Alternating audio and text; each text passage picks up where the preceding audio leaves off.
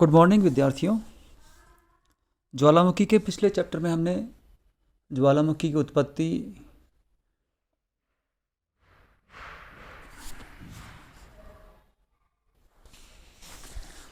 पिछले चैप्टर में बच्चों हमने बात करी थी ज्वालामुखी के प्रकार के ज्वालामुखी के उत्पत्ति और उसके प्रकारों के बारे में, उससे उत्सर्जित पदार्थों के बारे में। आज हम टाइप्स ऑफ वोल्केनो के बारे में बात करेंगे। ज्वालामुखी जो है वो कितने प्रकार के होते हैं। तो बच्चों, सबसे पहले हम बात करते हैं सक्रियता के आधार पर ज्वालामुखी जो है वो कितने प्रकार के होते हैं। As per the activity volcanoes are three typed. तीन प्रकार के ज्वालामुखी होते हैं सक्रियता के आधार पर। सबसे पहले हैं जागृत या सक्रिय ज्वालामुखी, एक्टिव वोल्केनोज। ये ऐसे वोल्केनोज होते हैं बच्चों जिनसे सदैव लावा, गैस और विखंडित पदार्थ जो हैं वो बाहर निकलते रहते हैं।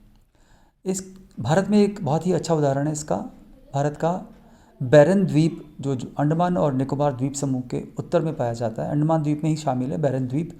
ये बैरन द्वीप भारत का एकमात्र सक्रिय ज्वालामुखी है। इसके पश्चात दूसरे जो ज्वालामुखी है, second type of volcanoes are dormant volcanoes, प्रसुप्त ज्वालामुखी। बच्चों, ये प्रसुप्त ज्वालामुखी जो हैं ये ऐसे ज्वालामुखी हैं जो सुषुप्त अवस्था में रहते हैं, अर्थात ये ज्वालामुखी जो है वो ऐसा लगता है कि निष्क्रिय हैं, किंतु इन ज्वालामुखियों से कभी भी ज्वालामुखी उद्गार हो सकता है। अर्थात हम ये कह सकते हैं कि ये जो ज्वालामुखी है सोए हुए ज्वालामुखी हैं, लेकिन ये कभी भी जग सकते हैं। अर्थात ऐसे ज्वालामुखी जिनसे ज्वालामुखी उद्गार के पश्चात लंबी अवधि तक कोई उद्गार नहीं हुआ हो और ये अचानक पुनः सक्रिय हो जाते हैं, ऐसे ज्वालामुखियों को हम प्रसुप्त ज्वालामुखी या डोरमेंट वोल्केनोस कहते हैं। बच्चों, एक बहुत फेमस वोल्केनो है ऐसा जिसके बारे में आपने शायद सुना होगा, विसुवियस ज्वालामुखी जो है वो एक ऐसा ही प्रसुप्त ज्वालामुखी है जो बहुत विनाशक ज्वालामुखी है। बच्चों, इसके इतिहास में आपको थोड़ा सा बताना चाहूँगा।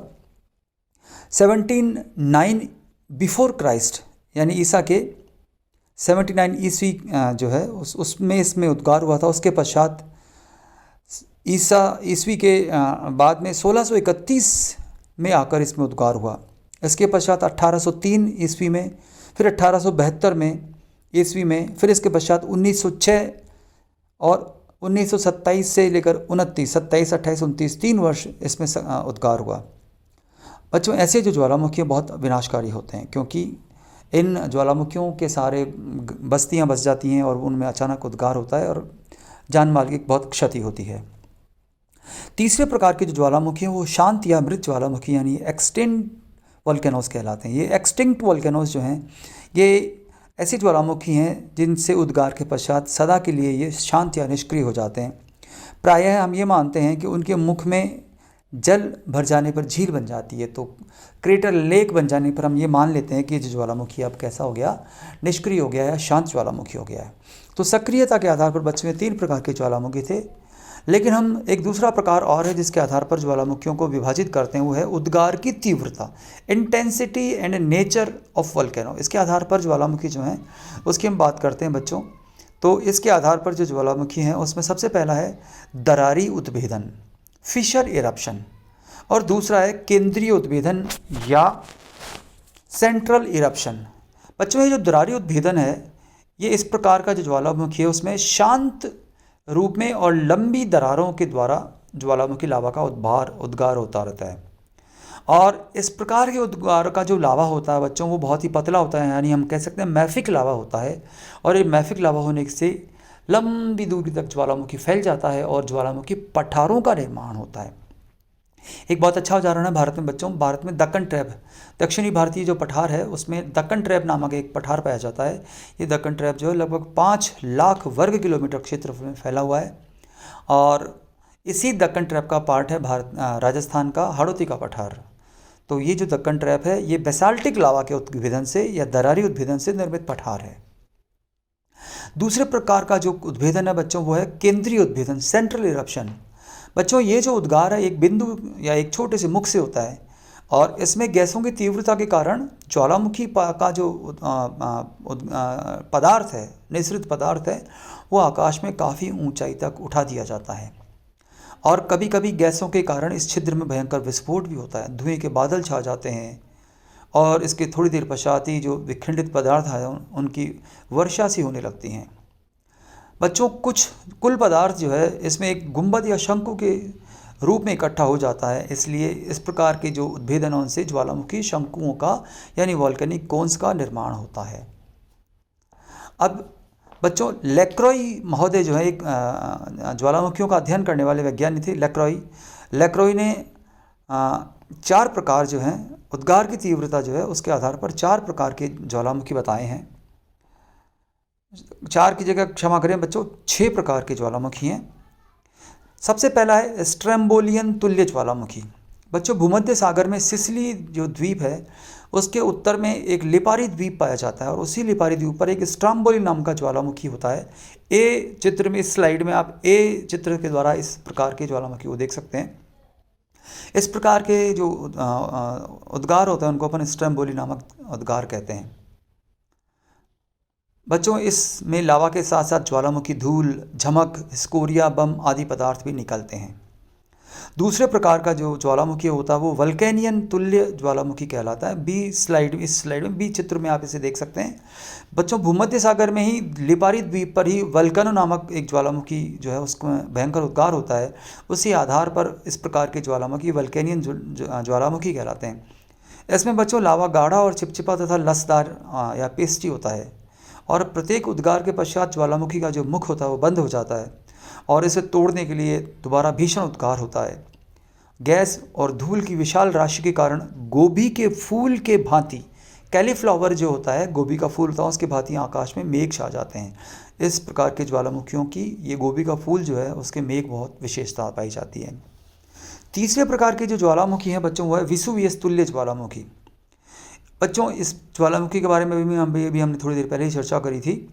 इटली के माउंट विसुवियस के आधार पर इस ज्वालामुखी का जो पर्यवेक्षण है, इसका जो ऑब्जर्वेशन है वो 1979 में प्लिनी महोदय ने किया था, इसलिए हम इसको प्लिनियन प्रकार के ज्वालामुखी उद्गार भी कहते हैं। ये उद्गार भी बच्चों वल्केनियन ज्वालामुखी उद्गार के भांति ही होता है, पर इसमें जो है हम ये कहते हैं कि ज्वालामुखी गैसेज और विखंडित पदार्थ हैं वो अधिक ऊंचाई तक पहुंचा दिए जाते हैं और इसमें गैस और वाष्प का एक विशाल मेघ आकाश में छा जाता है। इस स्लाइड में सी चित्र के द्वारा आप इसे पहचान सकते हैं। चौथे प्रकार के ज्वालामुखी हैं पीलियन तुल्य ज्वालामुखी। पीलियन टाइप ऑफ वल्केनोज जो हैं बच्चों सबसे विनाशकारी ज्वालामुखी होते हैं। पश्चिमी द्वीप समूह जो है वेस्ट इंडिया आइलैंड जो हैं उनमें मार्टिनिक द्वीप पर माउंट पीली, ये जो माउंट पीली जो है इसके भयंकर उद्गार के कारण ही इस प्रकार के ज्वालामुखियों को पीलियन तुल्य ज्वालामुखी कहते हैं। इसी प्रकार का ज्वालामुखी उद्गार बच्चों सुंडा जल डमरू मध्य में क्राकाटोवा ज्वालामुखी जो है इंडोनेशिया में ये आता है, ये क्राकाटोवा। इस क्राकाटोवा ज्वालामुखी को भी इसी प्रकार के विस्फोट में हम शामिल करते हैं। इसी प्रकार फिलीपींस का माउंट ताल जो है वो भी इसी प्रकार के उद्गार का है। ये सबसे भयानक उद्गार होते हैं। इसके पश्चात 5वां उद्गार जो है वो हवायन तुल्य कहलाता है। हवाई द्वीप पर इस प्रकार के ज्वालामुखी उद्गार होते हैं और ये जो ज्वालामुखी उद्गार होते हैं वो सबसे शांत ढंग से होते हैं। इसमें लावा बहुत पतला होता है और गैसें जो है बहुत कम या नहीं होती है, विखंडित पदार्थ भी बहुत कम होते हैं। इसीलिए इस प्रकार के ज्वालामुखी उद्गारों को जो बहुत शांत ढंग से होते हैं उनको हम हवायन तुल्य ज्वालामुखी उद्गार कहते हैं। इसका एक अच्छा उदाहरण है हवाई द्वीप का मोना लोआ ज्वालामुखी। और अंतिम जो छठा है वो है आइसलैंड तुल्य ज्वालामुखी। ये भी शांत दरारी उद्गार वाले ज्वालामुखी है जिसमें मैग्मा का जो प्रवाह है बहुत मंद और क्षैतिज रूप से होता है। इसमें लावा बिल्कुल भी चिपचिपा नहीं होता और गैसेस भी बाहर नहीं निकलती, अर्थात हम ये कह सकते हैं कि ये सबसे शांत प्रकार के ज्वालामुखी है आइसलैंड तुल्य ज्वालामुखी। अब बच्चों इसके पश्चात हम अब बात करते हैं ज्वालामुखियों के विश्व वितरण की। ज्वालामुखी क्रिया का जो विश्व वितरण है वो आप इस चित्र के द्वारा देख सकते हैं। इस स्लाइड में आपको ज्वालामुखियों का विश्व वितरण दिखाया गया है। बच्चों, ज्वालामुखियों का जो वितरण है उस वितरण को अपन सामान्य रूप से जो 4 बेल्ट हैं, 4 पेटियां हैं, उन पेटियों के अंदर विभाजित करते हैं। सबसे पहली जो बेल्ट है वो सबसे पहली बेल्ट है परिप्रशांत मेखला या सरकम पैसिफिक बेल्ट। बच्चों, इस सरकम पैसिफिक बेल्ट जो है वो जैसा नाम से पता लगता है परिप्रशांत मेखला, अर्थात प्रशांत महासागर के चारों तरफ वाली मेखला।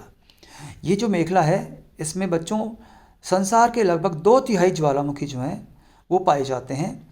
और इस पेटी को हम रिंग ऑफ फायर यानी कि प्रशांत महासागर का अग्नि वलय भी कहते हैं, क्योंकि यहाँ पर जो है ज्वालामुखियों जो हैं वो अधिकतर विश्व के लगभग 500 से अधिक सक्रिय ज्वालामुखी जो है वो यहाँ पर पाए जाते हैं, इसलिए हम इसको रिंग ऑफ फायर भी कहते हैं।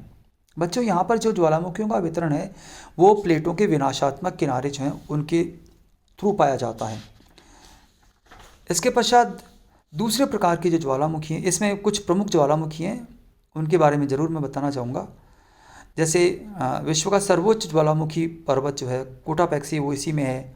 इसी पेटी में जापान का फ्यूजियामा, फिलीपाइन का माउंट ताल, माउंट मेयॉन, संयुक्त राज्य अमेरिका का शास्ता, रेनियर और हुड तथा मध्य अमेरिका का चिम्बरेज़ो प्रमुख ज्वालामुखी हैं। बच्चों, संख्या की दृष्टि से सर्वाधिक ज्वालामुखी फिलीपींस में 98 ज्वालामुखी पाए जाते हैं।